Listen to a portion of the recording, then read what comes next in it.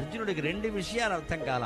యుద్ధం అయిపోయాక కృష్ణుడిని అడుగుతాడు, బావా, ముఖ్యంగా 14వ రోజు అభిమన్యుడు మరణించిన మర్నాడు నేను ఊసకోత కోసేశానే, కొడుకు చచ్చిపోయాడన్న కోపంలో అన్యాయంగా చంపారని.